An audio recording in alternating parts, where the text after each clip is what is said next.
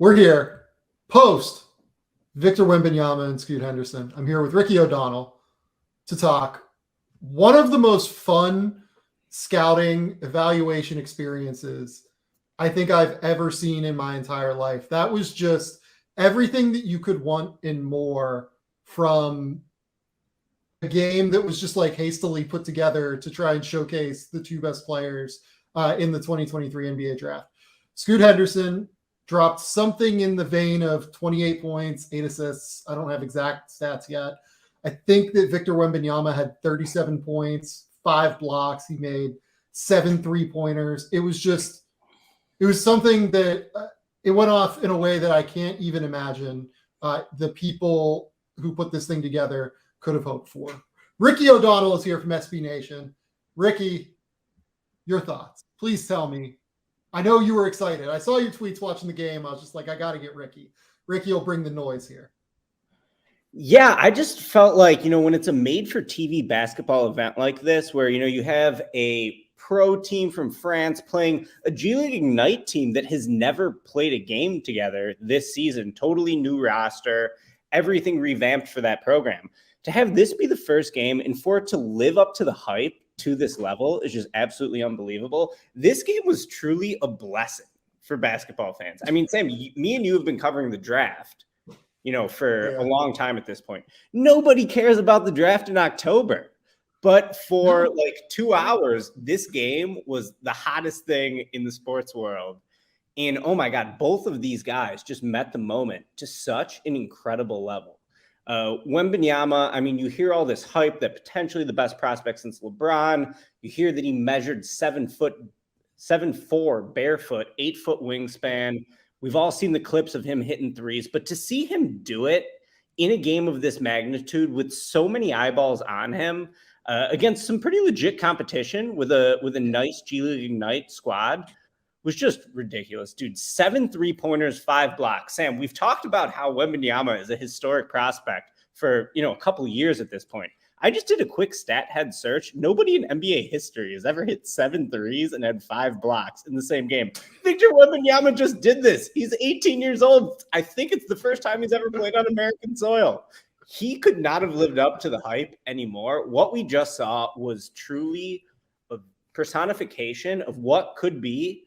I mean, Sam, I'm prone to hyperbole, but one of the greatest prospects ever. Like, if he reaches his ceiling, there is just no telling where this guy could end in terms of the pantheon of basketball players we've seen in the history of the game. I think Henderson, dude, Scoot could not have been more impressive himself. Absolutely unbelievable. I mean, for him to just go toe-to-toe with Victor, try to challenge him at the basket so many times. I thought his downhill driving ability absolutely lived up to the hype. His 3-point shot looked a lot better. He just looked really smooth pulling into his mid-range shots too. And then in the first half, I'm like, all right, so Scoot is kind of reminding me of what he did last year, but this is a great game. He's a scoring point guard and he is getting buckets. His shot looked improved.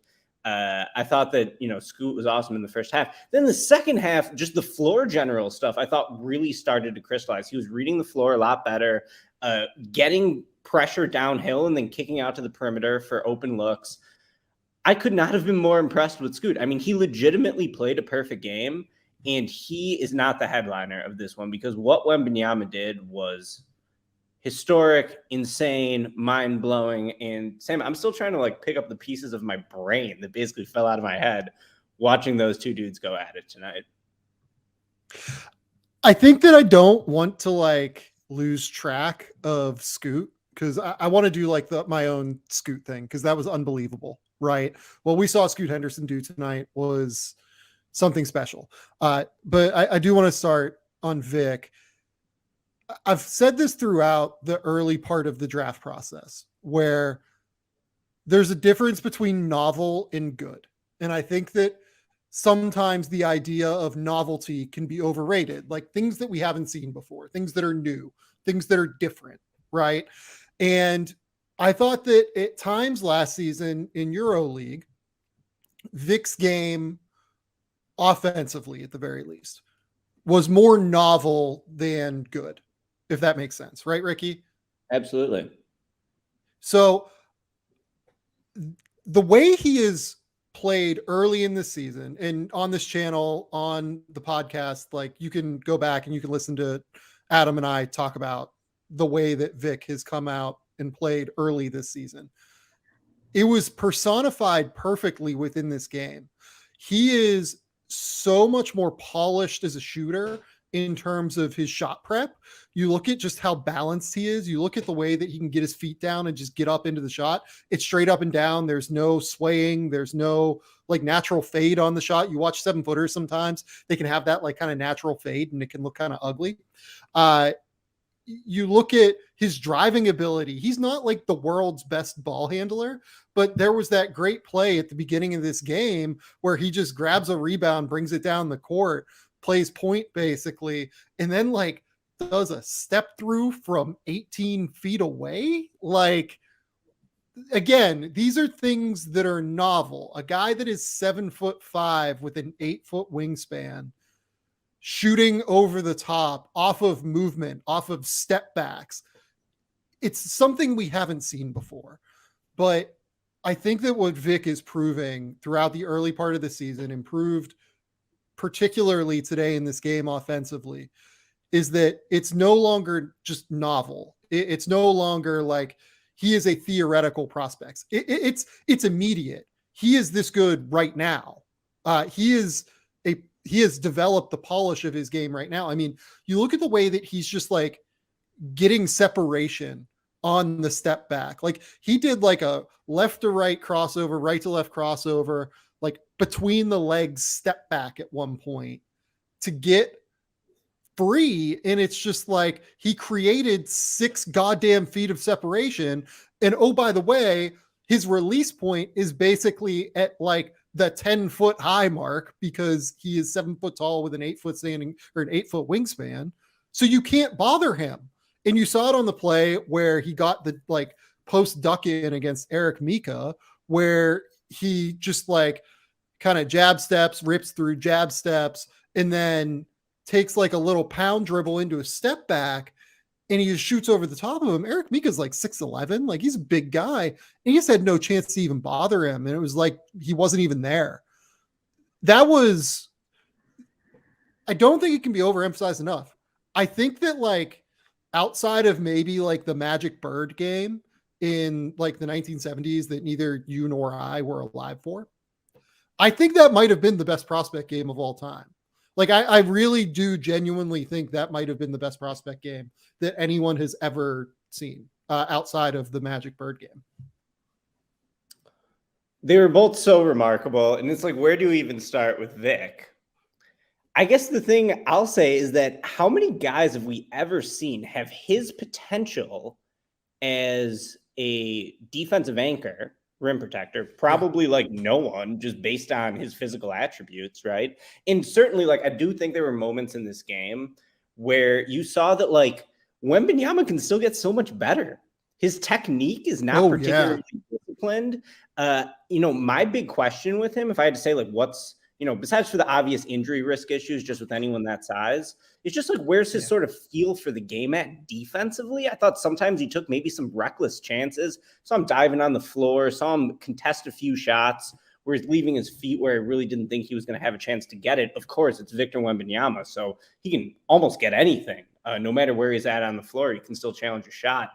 But his defensive upside as an anchor or rim protector, and really someone who blankets the entire floor. We saw him playing at the level of the screen in some possessions during this game against Scoot Henderson. And then you combine that with an offensive skill set that is like 7'5" Michael Porter Jr. I mean, he is a pure shooter. You talk about him releasing at about 10 feet just with his length and his size. Dude, how about how much lift he gets on his jumpers? You usually see a 7-footer not get a lot of lift on their jumper. Victor's legitimately rising and firing. There were so many amazing, mind-blowing moments in this game, but the back-to-back sequence he had early in the third quarter, I think, where he gets the ball in the corner in transition, looks back, takes one dribble, 2 steps backwards, and just rips a corner 3. So just like the general... to start the second half, to be able to like identify the corner three, calmly step into it during what is generally a chaotic situation in transition was super impressive. And then he comes back on the next possession. It's either a little pick and pop or a flare screen, and he gets a 4-point play. A 7'5" guy calmly stepping into a 4-point play. Sam, it's totally absurd. And I said during the game, if Wembanyama was doing this stuff as a 6'7" guy, like this comfortably jumping into step backs, and even like some of the ball handling ability, like you said, like it's not incredible. Also, he's 7'5". It's harder to handle the ball when you're tall. So if he was doing this at 6'7", dude, I would think that this is insanely impressive for an 18-year-old. But he's 7'5", and he has an 8-foot wingspan. So just totally historic stuff from Victor. I mean, we can go on and on, but that was so tantalizing, and that was like every single bit of hype that we've heard about this kid, for as ridiculous as it's been. I wrote in a big thing that I published in June that, like, you know, the best version of him is a player the game of basketball hasn't seen since like Kareem Abdul-Jabbar, Lou Alcindor entering UCLA at this stage. That's a ridiculous sentence to write, Sam. I felt like sort of guilty about that because Victor Wembanyama is 18 years old. It's not fair to say, yes, he's Lou Alcindor walking into UCLA. Dude, he could not have lived up to that hype anymore in this one game against the G League Ignite. Yeah, I agree with that. And I'm glad you brought up the idea of room for growth. And I think that is the ultimate reason why Victor Wembanyama will go number one ahead of Scoot. I'll be real with you. Like, I think there's a real case that Scoot had a more effective game than Vic in this game, but it's just the idea of what Vic can be and how eminently fixable a lot of the issues are. Like, you saw one moment where Scoot like just totally turned the corner on Vic, and like Vic didn't really have any recourse, weirdly, to stop him. Like he just like didn't have the technique. The technique is not there yet for Vic in a very real way. He is still developing that defensively. I think he is still developing his ability to consistently like make an impact in drop coverage. For instance, like you saw, there was a play near the end of the game where Scoot Henderson, ran an emptied out ball screen with F.A. Abogidi and comes around the ball screen on the left side of the floor to the middle of the court. Abogidi just rolls to the rim and Vic gets caught in no man's land, right? But the thing is that his length is such a ridiculous deterrent and is such a marginal like impact tool that the play that like stands out to me defensively, like clear as day in my mind, is the first block where Leonard Miller gets the ball like at the top of the key and sees a cutter rolling to the basket. I forget who it was off the top of my head. I think it might've been John Jenkins. Maybe he hits John Jenkins like right at the basket, but the pass is off by like, half of a foot, right? Didn't really hit him like right in the pocket. Didn't really hit him where he needed to. And because of that, it just allowed that split second for Vic to get right back in the play, cover all of the ground. He was like at the top of the freaking foul line, cover all of the ground and just get right back in the play. If you make even the slightest execution error offensively, when Vic is like 24, 25, let alone right now when he's 18, it's going to be so hard to score on a team that has a guy that's this big in the paint. Yeah, and just like my 2 cents on the number one overall pick thing is me and you can't predict the future, right? And neither can any bozo on Twitter. There is a totally legit chance that Scoot Henderson has a better NBA career than Victor Wembanyama. There's a chance that Amen Thompson has a better NBA career than Victor Wembanyama. We can't predict the future. Victor's certainly going to be an injury risk. There's other factors that could come into play that could potentially limit him down the line. Who knows? But there's just no way he doesn't go number one overall in basically any draft like ever, besides for like maybe LeBron. That's what we're talking about based off what we saw today. You take the 7'5" guy who just hit 7 threes, who has all-time historic rim protector potential, and who, by the way, seems to play with a high motor, seems to be a pretty damn good passer when he gets the ball at the top of the key. There's definite room for improvement in terms of his technique.